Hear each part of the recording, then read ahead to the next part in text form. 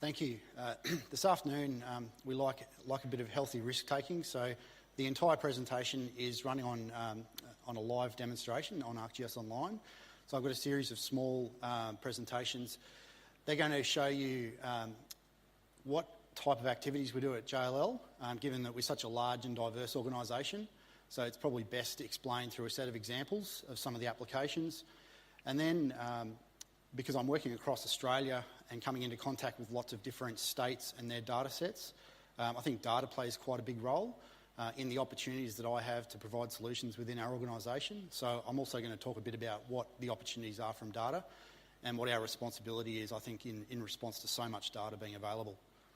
So firstly, that picture there, that's probably representative of the main thing that we do. The main thing is that we provide services on CBD property. So there you've got a view of Melbourne. It's an integrated mesh data product that we've purchased from Aerometrics, and it's sitting on top of it is a 3D model published by the City of Melbourne for free, and the development pipeline is shown in there as well for free. So that there, our people would sell those assets, we would lease those assets, we manage those assets, we value those assets, and then we do things beyond the CBD as well. So looking around, looking at some of the different applications that we do, this here's a view of industrial property in Sydney. So you've got a bunch of concentric circles there, and they're representing available spaces throughout different precincts in Sydney. By size, and then you've got different precincts within the city that different agents are responsible for. So something like that, a web page like that, not in this story map, but a standalone application, we're using something like that to directly market property to potential tenants. We also sell property. So here's a view of Brisbane, and all those large red circles, they're properties that our agents have negotiated deals on. So that's just dots on a map, and it's basically to allow JLL to brag about us having the biggest dots on that map. But if we want to illustrate the qualities of a location to somebody, then GIS is an excellent way to tell that story. So here you've got a parcel of land that could be being marketed for a particular application, and so we'd look at the location and we think, what are some of the selling points about this parcel? So this parcel, it's located outside the airport boundary, so the land is cheaper outside the boundary. It's got great connectivity north and south on the Gateway motorway. It's got great connectivity around to an air freight terminal, and it's sitting deep inside industrial zone land. It's not sitting right next to residential, so it may potentially have application as an air freight terminal in e-commerce. Another big benefit of GIS, and a recent sort of discovery for one of our subsidiary companies. We recently bought a company called AVS who does public sector valuations. So they'll value anything from a town hall up to a ship owned by Defence, and everything in between. So when we acquired them, they came asking about our GIS systems, and we said, well, maybe we can extend a few. We can extend some licensing within our 2,500 ArcGIS Online enterprise to you, and we can equip you with Collector. And so they had a valuation task up in Torres Strait where they had to value 1,500 structures up there, all on different islands, all without comms. So they basically worked in the office. In an environment like this, something like this, to create spatial objects because there was no GIS data. So they created spatial objects, and then we had extra fields that they were able to cache this up in Collector and work in disconnected mode, a few people at a time, all turning up on the same island, each with a section of the island cached up in disconnected mode, and they were able to complete the valuation really efficiently. And they told me that compared to their normal way of doing this, they probably saved days in the field and weeks in the office. So that was a good outcome. Another thing that we do is we research markets. So we've got quite a well-reputed research function within the firm. We've got like near map that you just saw, there's advantages in having a back catalogue of information. So new entrants can come in, but they can't go back in time and create information 10 years ago, or in our case, 40 years ago. So we're tracking assets, the movement of rents or the movement of rents in a whole precinct, and these statistics go back 40 years, which is a bit unique in the market. So other things we can use to, other knowledge that we can use to illustrate through our research, this is historic levels of activity on unit completions throughout Brisbane in any given year.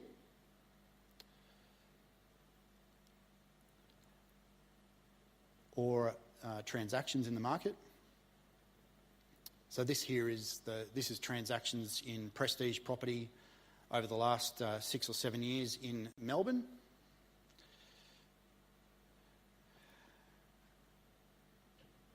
And this here is telling the market about moves for occupiers. So where an occupier has come from and where they're going to. So the red dots are where somebody's left space and the green dots are where someone's taken up space. So, you know, you can see in the case of Flight Centre, they've got an office there, and another one, I think, in the CBD, and they've consolidated to South Bank. So there would have been a spreadsheet with lots and lots of entries trying to say that same pattern of movement, and it can be summarised quite simply in a map like that. And then we get on to working with businesses to help them solve more complex problems. So what you've got here is a business that's got two objectives. They're an industrial business with lots and lots of movements, and on the left-hand side we've got a picture of the total transport cost due to a location, and that changes as you move around. And on the right-hand side you've got a picture of the impact on employees if you move. So if the dot is red, that means compared to where they currently are, it's a longer commute, or if it's green, it's a lesser commute. So we can see on the left-hand side you can save time both in the central south area and the trade coast of Brisbane, but you can only save time for the commuting of employees in central south. So if depending on business objectives, if they just wanted to maximise their savings, then they could go, well, they'd probably go here anyway, but they could also go the trade coast. But if they went to the trade coast, people would be, on average, commuting an extra 20 minutes to get to work. And another thing our business does is we work quite strategically with somebody who might have an investment thesis, which might be they're after a certain asset for a certain reason, and we can work with them. It might be a certain demographic that they're after, so we can work with them to model the availability of that demographic everywhere through a city, and then look at the competition that they're facing, and then we can find areas that maximise the opportunity and minimise the competition in an area. So the heat map or the colour scheme that you've got there is basically the amount of customers that they're after divided by the number of competitors.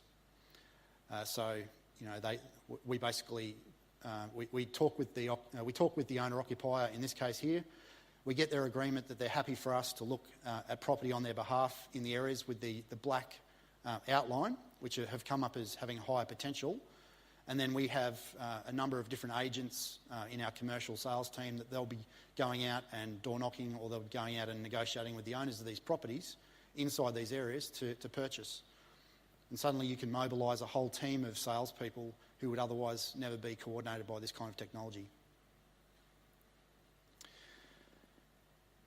And this map here, we actually use the information ourselves to invest in certain things. So what you've got here is the objective here was a part of our business called property and asset management. I'll say it again, property and asset management. And they invest in residential management rights. So you have a unit complex that's managed. It might have over 100, like between 1 and 500 apartments. And somebody manages the complex. They manage all the kind of complex-wide processes that need to occur. And so we bid for these management rights, and the kind of management rights our business wants to bid on are the ones which have the most diverse market appeal. So we want units that are not going to be subject to just one market. We want a diverse set of people that could rent those apartments. So we did modelling using multi-criteria analysis. We did distance modelling on a whole heap of factors. We scored things, we weighted things, we combined them together, and we came up with, we could identify the unit complexes that appealed to students, medical workers and office workers. So if they appealed to all three of them, then they're red. If they appealed to two markets, then they're orange. And if they appealed to only one market, they're yellow. And then furthermore, you get them cheaper if they're under construction. So the ones that are under construction have got the blue ring around them. So using this technique, using this map, we've purchased about 2,000 apartments worth of residential management rights in Brisbane. And it's the kind of thing that you can carry out the analysis and then you can give it to the team, and it doesn't really require much more input unless there's been major changes in infrastructure and amenity around the city. So look, there's some examples of what we do in our diverse organisation. And now I've got a few examples of how data is playing a role in the kind of analysis and the opportunities that we have. So this little part of the presentation is called So Much Data, because that's the experience. If you're working nationally, there's a lot of data in one state, but working nationally, you get exposure to what exists at the whole of the national level, or what particular data sets are available in each state, and they give unique opportunities in that state. So in this case here, what you can see is from New South Wales. It's the journey to work data, which I've visualised a certain way. So if you know Sydney, you'll know there's the Sydney Haymarket, the Rocks office precinct, Macquarie Park office precinct, Parramatta office precinct, Chatswood and Mascot. So this map here, this is showing for residents who work in one of those office precincts, how many people in that residential area work in that office precinct. So being able to access data like this through open data initiatives in New South Wales is great. It can help support a conversation with someone who's been, maybe their office has been in Sydney for a long time, Sydney CBD, and then now they're being exposed to over $1,000 a square metre in rent for prime office space, and maybe it's an imperative that they move out to somewhere like Macquarie Park or something to achieve something that might cost half that amount. So using this map, you're able to look at the precedent set for other people that work in those office precincts, where do they live and how far are they prepared to commute to go to those office precincts. Another great data set that I'm seeing around the whole country is GTFS data. Melinda Morang from Esri Inc., she wrote some code, set up some tools that are downloadable, and they allow you to extend the use of Network Analyst so that you can carry out all the same type of network analysis functions, but on public transport data. So some of you have probably seen this, but if you haven't, you basically process using Melinda's tools the data, and it allows you to do things like this, which is a service area. And then I've looked at the window of time between 7:30 and 8 a.m. If you got on a train somewhere in Brisbane, or you walked from your house and got on the nearest train, this is showing the opportunity for you to reach the city within certain time windows. This is going to Central Station underneath this venue here. But then if you were considering, if the business was considering moving to South Bank, then you could do the same exercise from both locations and look at the service area available to each of those locations.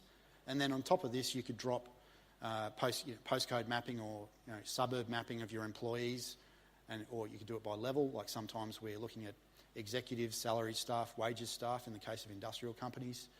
And you can just see visually quite quickly what would be the servicing by public transport for that same workforce from two different locations.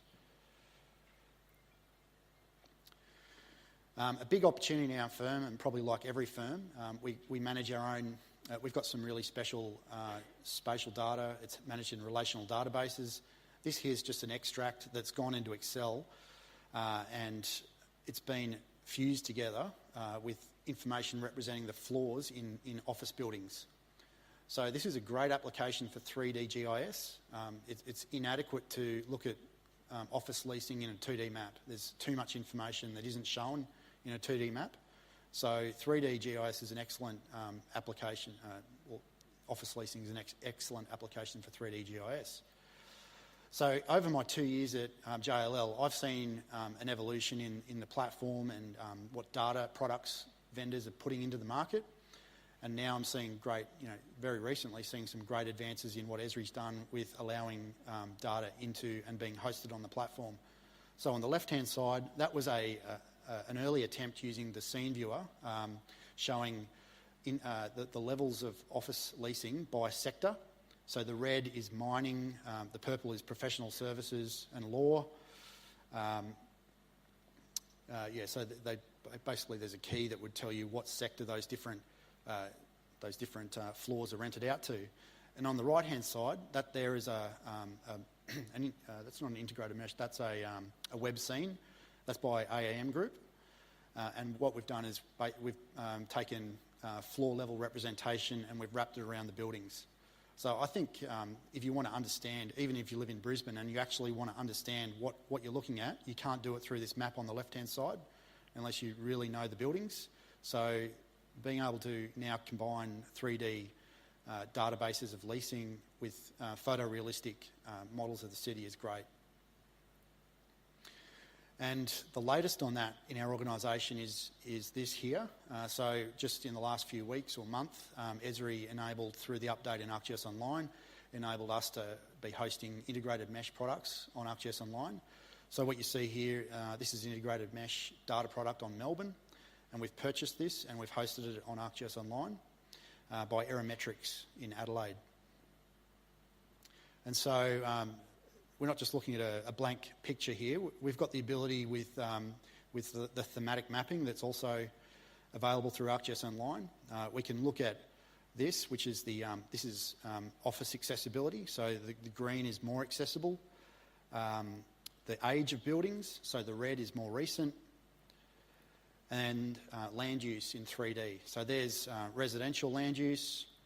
That there is the residential pipeline. So if you're a developer and our research teams are going to be going out and briefing this to developers soon. So you can see residential development as opposed to existing residential.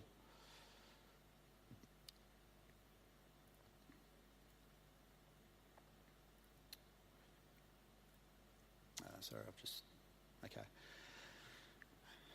Now another great thing that we do, like a great application of GIS, is decision support. So in this case here, we do leasing and we put things up for sale, but we don't just stand there with a for lease sign or a sale sign.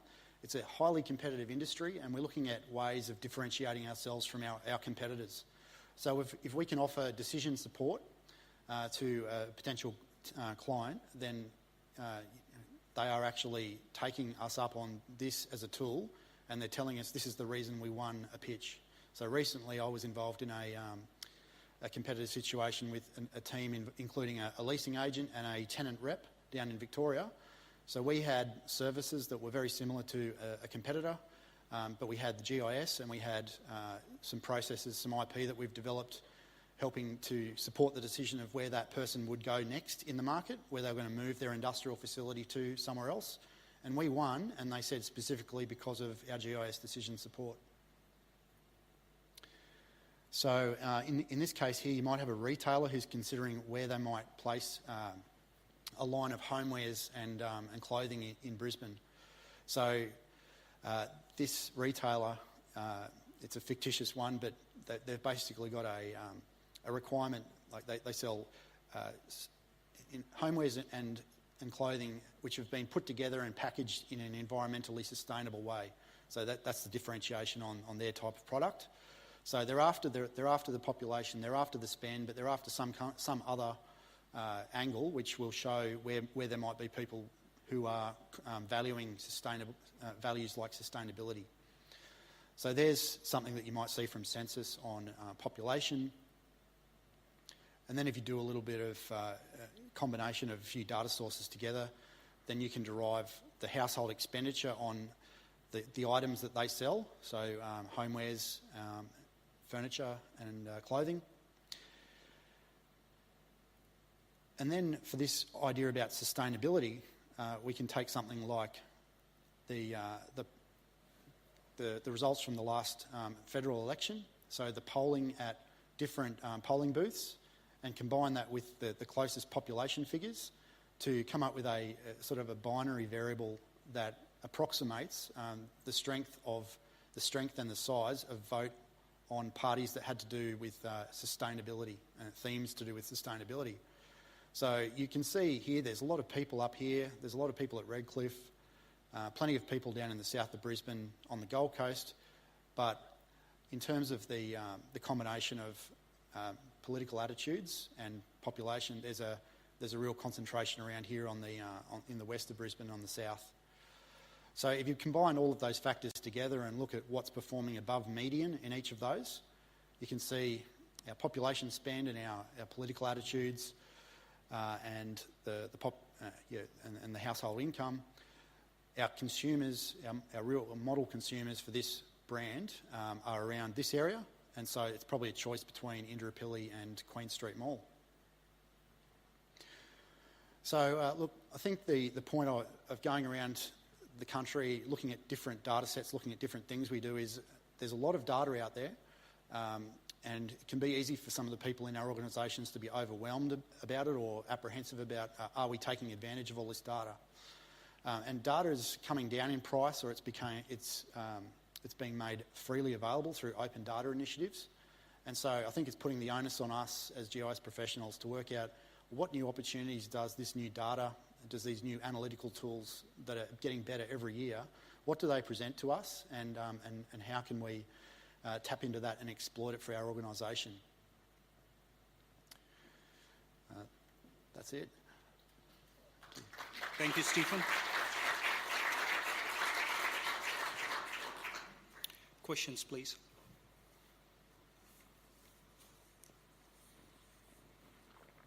Okay, I have a question for you, Stephen. Looks like that's a lot of work. How many people will be handling your work? So around the world, we've got people in each continent. We have a couple of people here in Brisbane who are working on infrastructure, which is global infrastructure for our firm. But in Brisbane, so my role, it's a national role here in Brisbane. I've been doing this myself for the last 2 years, but we've recently basically gone to the market to have somebody else come and join us and look after enterprise GIS. So that's the current opportunity we have at the moment. Thank you.